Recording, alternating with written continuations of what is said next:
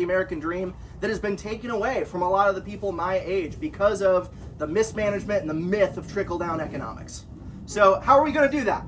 Well, there's 4 main things that are on my platform, and this is how we're going to make things more affordable for regular people. First, universal health care. It's the right thing to do. Yeah. It's the fiscally responsible thing to do because we spend more per capita on healthcare than nearly any other developed nation in the world. Why is that? It's because we have a for-profit middleman that takes money out of your pocket and puts it into the pocket of people who would not notice if they had another zero in their bank account tomorrow. Exactly. All of that is sucking good money out of the economy that you and me could be spending at local businesses, could be using to start our own businesses, could be using to make our lives better. Instead, that's going up to the people that already have. That's not okay. This is one of the great times where not only the morally right thing to do is also the fiscally responsible thing to do. So let's do it. Let's stop being scared of universal health care. As a party, we need to get behind it. That's what I stand for. I will vote for Medicare for all when you guys send me to Congress in November. Woohoo! Great, thank you. Number 2, from our jobs, and we had to use that and all of each of our paid PTO, and even still, we didn't quite even get 12 paid weeks of time with our newborn daughter this summer to be able to spend time with her in those very important few months. That is not okay, and not even everybody is as lucky as we are. The United States does not guarantee even a single day of paid time off for new parents. For businesses who are big enough, which is only about 20% of businesses anyway, we guarantee unpaid time off. How do you expect people to be able to start families, to be able to have the lives that they want when they can't afford to take off work to have a child?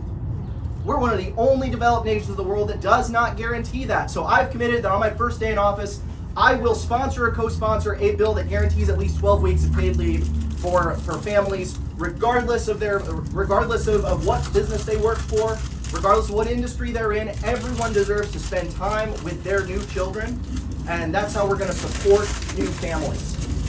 Next thing. Yeah. Next thing is supporting. We'll get to that later. Well, a lot of the reason is that builders they aren't building houses that people like me, people my age, can afford for the most part. You know, we look at all of this development that's happening out in Santan Valley, Apache Junction, even still some here in Queen Creek. I tell you what, can any of you find a single house being built for sale that's less than, 3 bedrooms, 1,200 square feet for $400,000? Probably have a tough time.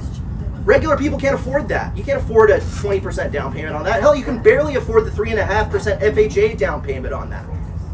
No wonder people my age who are drowning in student debt, who have suffered under stagnant wages for decades, can't afford to buy a house. So here's what we're going to do. We're going to use the financial weight of the wealthiest nation in the world. We're going to encourage builders and local governments to zone smaller lots.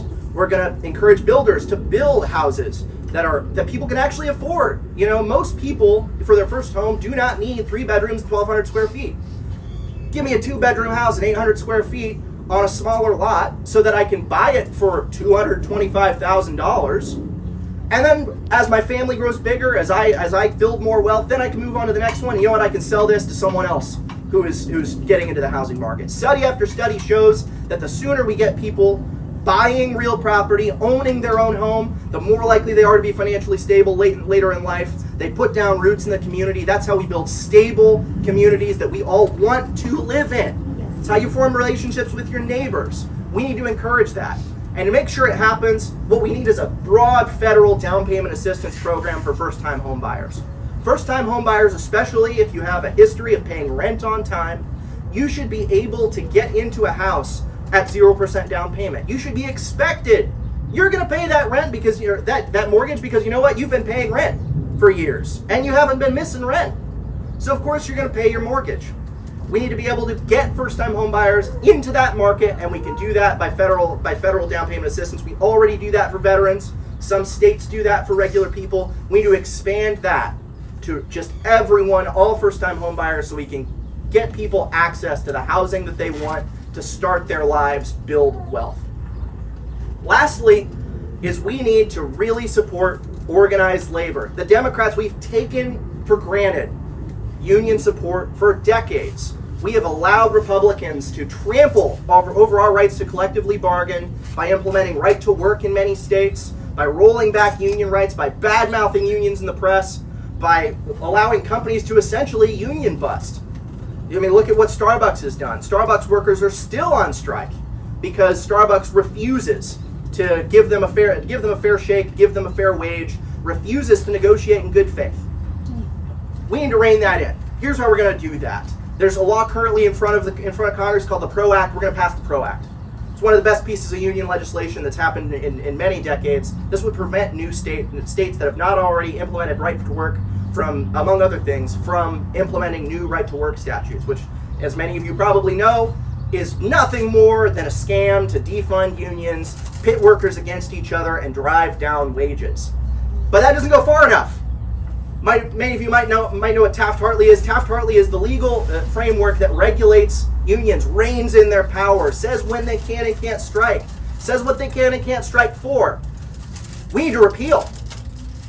We need to let the unions let real workers use their bargaining power to negotiate for fair wages, negotiate for a safe workplace, and negotiate for other workers and workplaces' right to work in a safe environment, have living wages, have good benefits, and we're going to do that by repealing Taft-Hartley and letting the unions use the full weight of their bargaining power. That's how we're going to drive up wages. That's how we're going to build back up the middle class that has made America as the great place to live that many of us know it can be again.